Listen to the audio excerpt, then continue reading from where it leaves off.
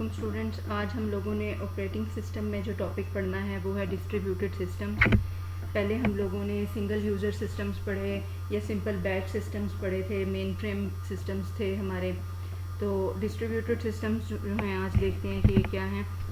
Distributed systems جو ہیں ان کے اندر جو پروسیسرز ہیں وہ فزیکلی سیپریٹڈ ہیں. پہلے ہم لوگوں نے جب پیرلل پروسیسنگ یا ملٹی پروگرامنگ سسٹم پڑھے تھے اس کے اندر ہم نے یہ پڑھا تھا کہ ایک ہی سسٹم کے اندر ایک سے زیادہ پروسیسرز جو ہیں وہ کام کر رہے ہیں, وہ ایک ہی مدر بورڈ کے اوپر لگے ہوئے ہیں, ایک ہی مدر بورڈ شیئر ہو رہا ہے. بس سسٹم یا کلاک اور میموری وغیرہ جو تھی اس قسم کے جو ریسورسز ہیں وہ سب شیئر کر رہے تھے.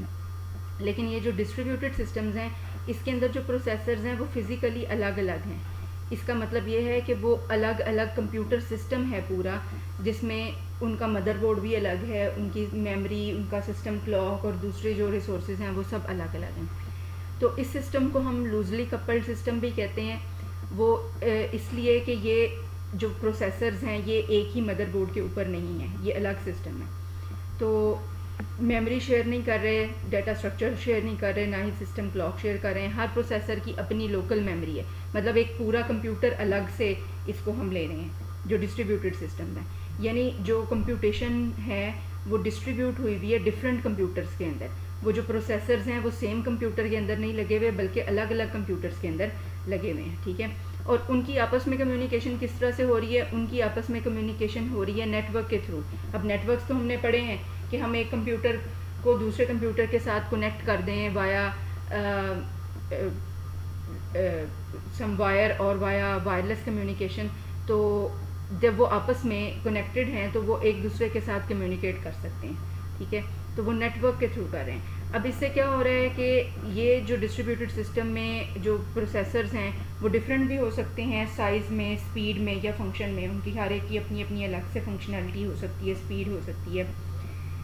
اور اس میں اب کون کون سے انکلوڈیڈ ہیں؟ Micro processors. مائکرو پروسیسرز کون سے ہیں؟ یہ جو ہمارے پی سیز کے اندر یا لیپ ٹاپس کے اندر یوز ہوتے ہیں پروسیسرز, یا ورک اسٹیشنز میں جو پروسیسرز یوز ہو رہے ہیں. ورک اسٹیشنز کیا چیزیں ہیں؟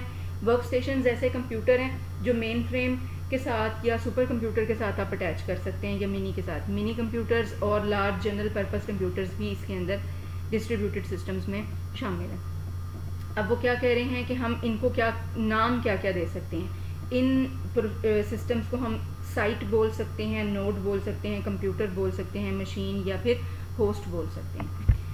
اب دیکھتے ہیں کہ ان کے ایڈوانٹیجز کیا کیا ہیں. یعنی یہ جو ڈسٹریبیوٹیڈ سسٹم ہے, ہم پہلے تو ملٹی ٹاسکنگ ہو رہی تھی سیم کمپیوٹر میں, ایک ہی کمپیوٹر کے اندر پروسیسرز لگے ہوئے تھے. ٹھیک ہے, تو اس سے بھی اسپیڈ اپ ہو رہی تھی کمپیوٹیشن, ہماری کام جو ہے وہ جلدی جلدی ہو رہا تھا. تو اس میں اس کے کیا ایڈوانٹیج ہیں جب ہمارے جو پروسیسرز ہیں وہ الگ الگ کمپیوٹرز کے اندر لگے ہوئے ہیں اور کام ہم نے ان ڈفرینٹ کمپیوٹرز میں ڈیوائڈ کر دیے.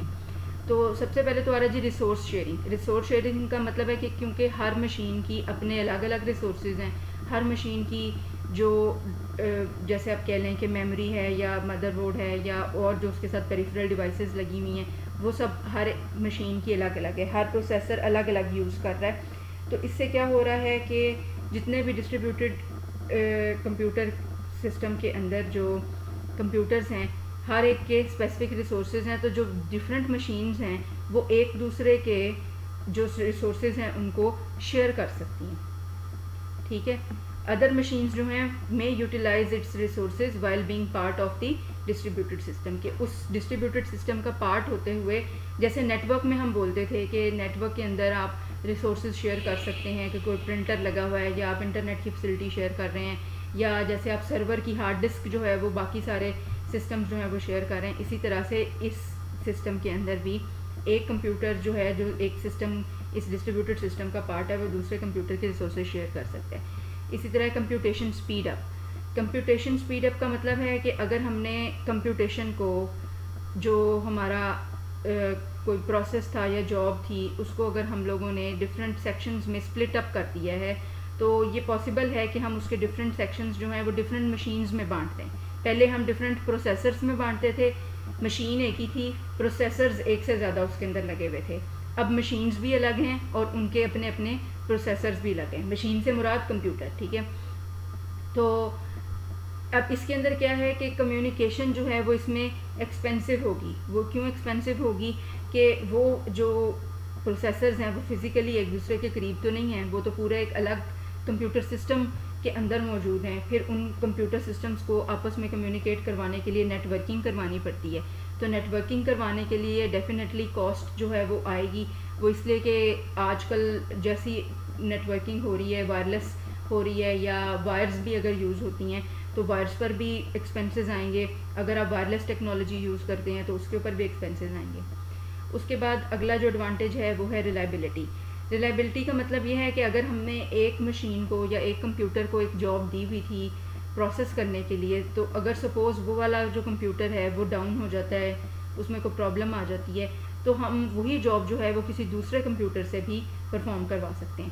تو اس میں وہ کیا کہہ رہے ہیں کہ ہم یہ سسٹم ہمیں زیادہ ریلائبلٹی دے رہا ہے. وہ کیسے کہ it is done by providing the replication of resources across the system, کہ ہم نے ہر سسٹم میں وہ جو یہ جو سسٹم ہے ہمارا پورا ڈسٹریبیوٹیڈ سسٹم, اس میں جتنے بھی کمپیوٹرز ہیں ہر ایک کو ہم نے سیم ریسورسز جو ہیں وہ الاٹ کیے ہیں. ٹھیک ہے, ڈپلیکیشن ریپلیکیشن کا مطلب ہے کہ ریپیٹ ہو رہے ہیں ریسورسز, ہر مشین کے اپنے اپنے ہیں. تو فیلئر آف ون کمپیوٹر جو ہے وہ جو ریسورسز ہیں سسٹم کے ان کی اویلیبلٹی کو افیکٹ نہیں کرے گا, کہ اگر ایک کمپیوٹر فیل ہو جاتا ہے تو وہ اس کی جو جاب تھی وہ کوئی اور کمپیوٹر جو ہے وہ پرفارم کر لے گا. نیکسٹ ہے اسکیلیبلٹی.